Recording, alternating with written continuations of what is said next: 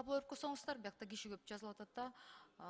Урматтуу жетекчилер, тактап кете турган нерсе, ошондо бүгүнкү күндө турак жайы бар адам деген үйүн, мисалы жалпак тил менен сүйлөгөндө, бир адам келип үйүмдү сатам, квартирамды сатам дегенде, госрегистрде регистрациядан өтөм дегенде, ошондо кандай болуп калат?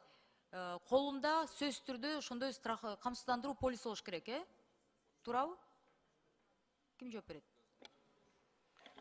Эльвира Жылгалбековна, бул эми баягы аракеттеги действующий закон. Анан ошол мыйзамдын аткарылышын талап кылып атат, страховкасы болуш керек деп айтып атат. Бирок жана комитетте сиз да болгондо биз сүйлөштүк эле. Мунун баягы колдонуу жолдорун дагы бир сыйра карап чыгалы депчи. Ошондо бүгүнкү күндө тактай элекпизби? Жок, ал такталып мыйзамдын аткарылышын талап кылынып атат. Бирок ошону элдерге ыңгайлаштыруу маселесин да карайбыз. Бүгүнкү күндө ошондой операция, сделка с недвижимостью болуп атканда, бирөө үйүн сатам, алам дегенде кандай болуп калат? Эскиси, жаңысы, урматтуу коллегалар, биякта биз тактабасак, тиякта элдин тиги бөрк ал десе баш алып атышпайбы? Ошону ачык эле айтып койсоңор, кандай талаптар кандай болуп атат депчи. Машинеде боюнча биз конкретно айтып койсок жакшы болот. И ушул боюнча, үйлөр боюнча. Жер агенттигинин Токтосунов Жакшылык. Бул боюнча бизге кыймылсыз мүлктүү укуктарды каттоо жөнүндө өкмөт тарабынан бекитилген эреже бар. Ошо эрежеге ылайык кыймылсыз мүлктү сатып алууда камсыздандыруу полиси сөзсүз талап кылынат. Ошентип эле кыскача айтып коюлат. Жаңы сатып алган адам, ошо алып аткан адам эсинен сатып алып атканда айтыш керек. Мага ошол полисти төлөдүк деген квитанцияны бер деп, туурабы? Ооба. Ортодо жанакындай манипуляция болбош керек. Кыскачасы, Ооба, ушундай. Ошентип эле жооп берип, ошол жоопту күтүп аткам да. Анан Армян, Абхаз автоолор боюнча дагы так айтып коесуздарбы, маалымат болсочу?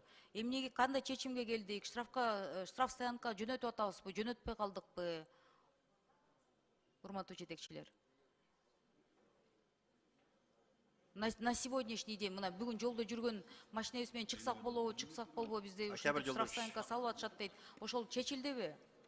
Азыр бул боюнча атайын жарлык чыккан 31 декабрда. Микрофон жакыныраак ала аласызбы, урматтуу жетекчи? Атайын жарлык чыккан 398 жарлык 31 декабрда. Бул боюнча азыр атайын межведомственный комиссия иштеп атабыз. 2 айдан кийин биз эме коебуз дагы. Андан кийин бул боюнча 3 этапка карата мыйзамдаштыруу жолу иштеп чыгабыз. Ошондо иштеп чыккан мыйзамдарды кийинки эмеде сиздерге алып келип сунуштайбыз. Мындай болуп чечише албайлыбы? Бүгүнкү күндө биздин жарандар Абхаз, Армян автоолору менен Бишкекте жүргөндө, аларды эч ким штраф стоянка машинесин койгонго уруксаты жок. Туурабы? Койбош керек. Эгерде жаңы жылдын астында ошон президенттен ошондой, как это, амнистия болуп атса, бул боюнча эмнеге анда бүгүн ошо кармалып эмнеге штраф стоянкага коюп атасыздар? Ортодо 2 ай өтүп кетпеди, срок 3 айдын ичинде чечилет дегенсиздер да. Бул боюнча Эльмира Жылгалбековна, бул боюнча таможня кызматы иштейт. Ички иштер министрлиги бул эме боюнча биз только көмөк көрсөтөбүз. Ал машиналар боюнча таможнянын компетенциясы, аларды териштиришет. Анда мен түшүнбөй жатам да. Макул, бирок бизде синхронизация бар да. Если мы амнистию объявили, тогда милиция не должна, гаишники автотранспорт менен иштеген биздин милиция кызматкерлери, ГАИ кызматкерлери анда машиналерди токтотуп штраф стоянкага киргизбейт, туурабы? Биз укук бузуулардагы каралган нарушениялар боюнча гана биз киргизебиз.